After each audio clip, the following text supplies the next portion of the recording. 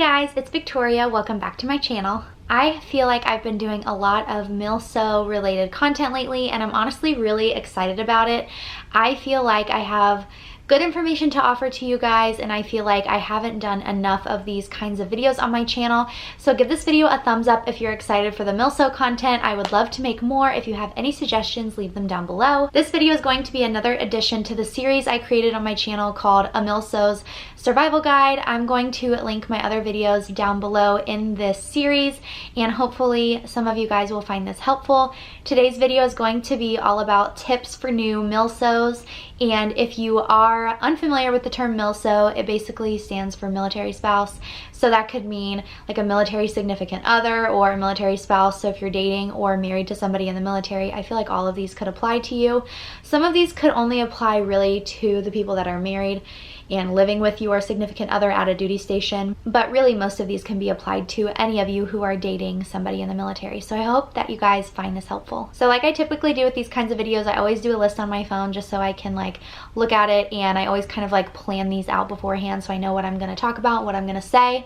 Also, I got my hair done today, so that's why it looks extra fresh and pretty. I can never do my hair as well as my hairdresser does it, and I was telling her today that I wish she could come do my hair every morning because it always looks so good and always feels so clean. But anyways, the first thing that I have as a tip for new military spouses or military significant others is to be able to go with the flow.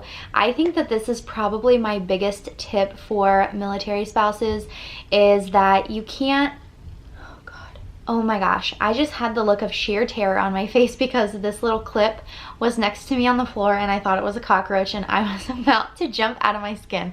Okay, anyways, so be able to go with the flow. I think that this is super important because I myself have had to learn this, and I'm still learning how to be able to go with the flow more because I'm the kind of person that likes to plan things out, and that unfortunately is just not how it rolls with the military life.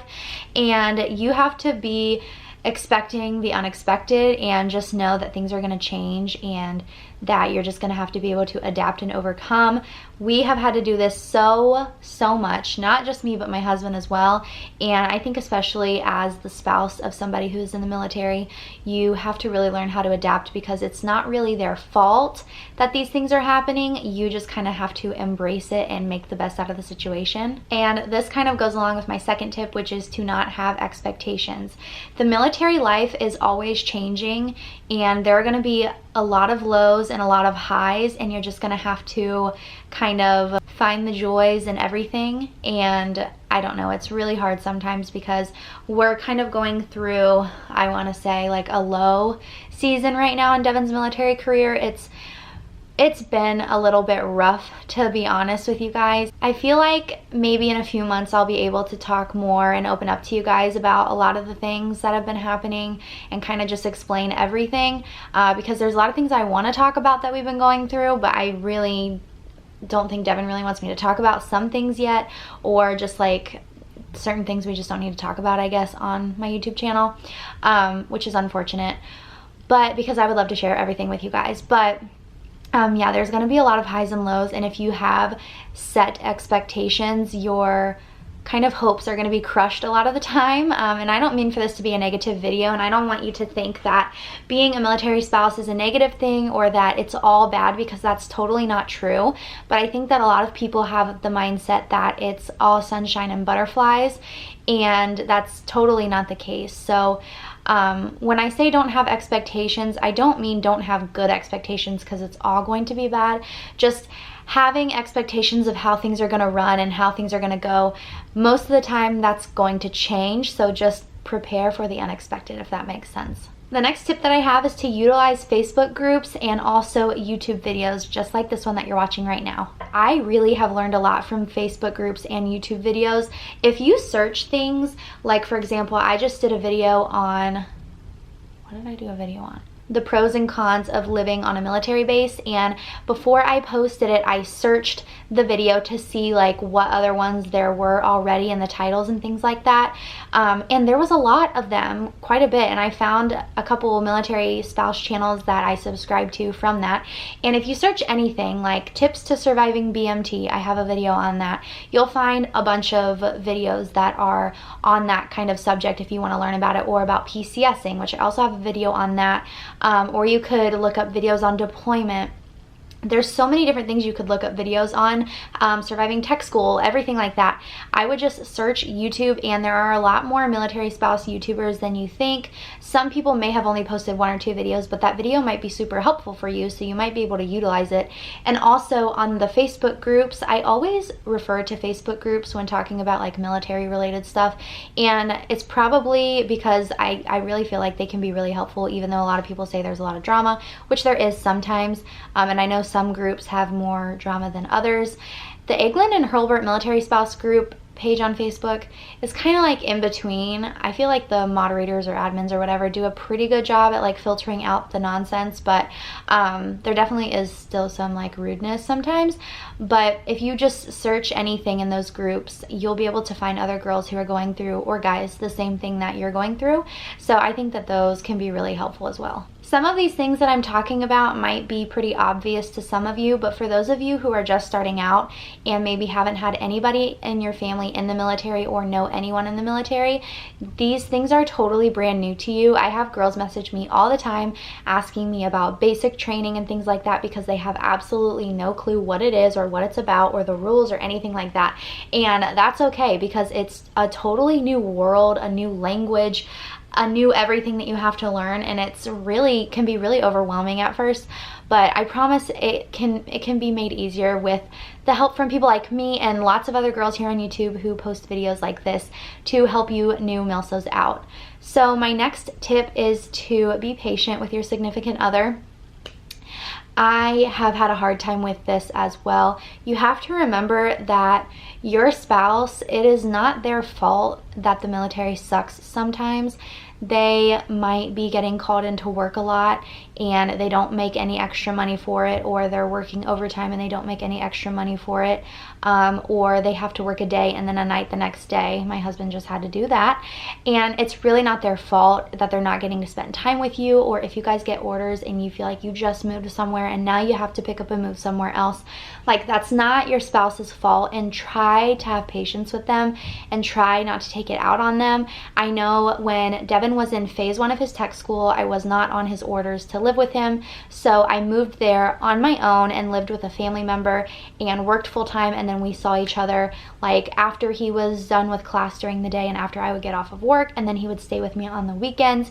And there would be some nights where he had to say like he couldn't see me because he had too much studying to do, or they would make them go do something like kind of stupid and they would have to all get together and like do PT like randomly, or like go in formation and get in their uniforms and everything like that, just like randomly.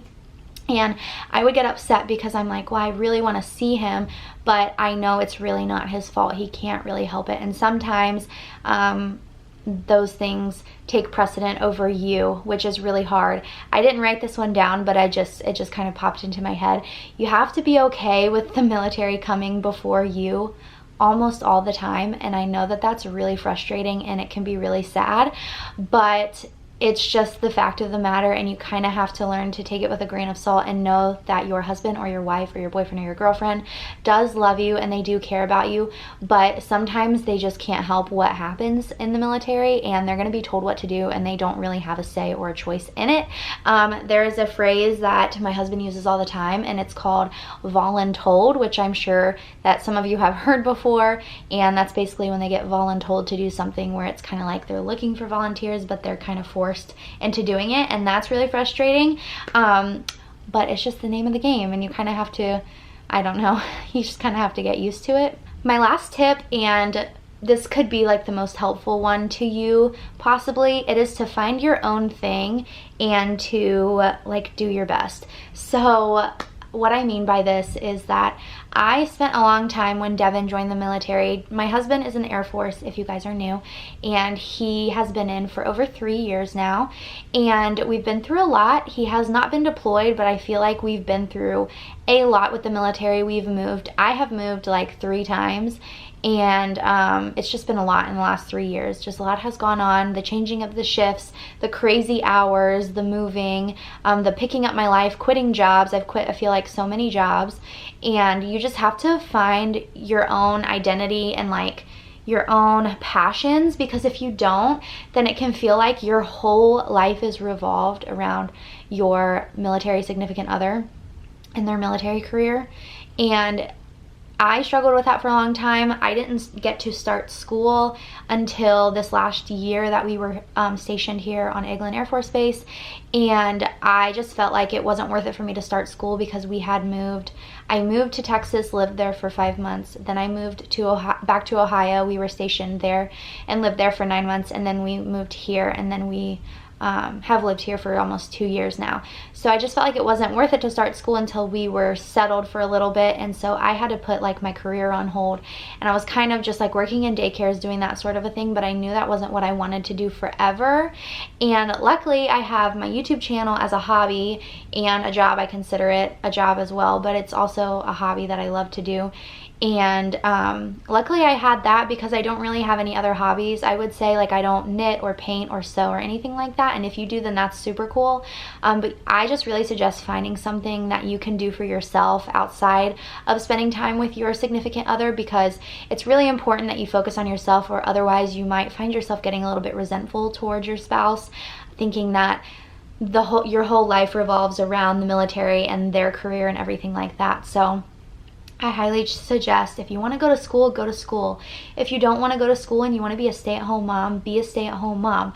Go to play dates, find mommy groups, do things like that. You don't have to be a doctor or anything like that, but just find something that you like to do. If you want to get into painting, or you want to start running and you want to run a 5K, like, work towards that. I just think it's really important that you find something for yourself. So that is, like, I don't know, I think after I've said every tip, I keep saying they're like my biggest best tip, but I think that one is super important. Wow, I feel like I just talked a lot, and I feel like a lot of that was coming out of my heart. I didn't really have a lot of that planned, so I really feel like this was a good video, and I hope that you guys saw that, and I hope that this was helpful to you. I say that after every like informational video that I give out, and I say that I hope it's really helpful for somebody, and I just really hope if I only like help one of you, then that's worth it to me. I think it's really cool that I have this chance to spread information and spread positivity and love to you guys, and so I hope that you guys appreciate that. And if you're new, I hope you will subscribe and stick around. I post new videos every Wednesday and Saturday, at least I try. My subscribers, longtime subscribers, know that I've been struggling with that lately, but I'm really trying to stick to posting twice a week, because I don't want to falter from that, and I just want to put out as much content as I can, and my battery light is flashing. So with that being said, I hope you guys enjoyed this video. Make sure to give it a thumbs up and leave me a comment down below if you liked it, and I love you so much, and I'll see you in my next video. Bye guys!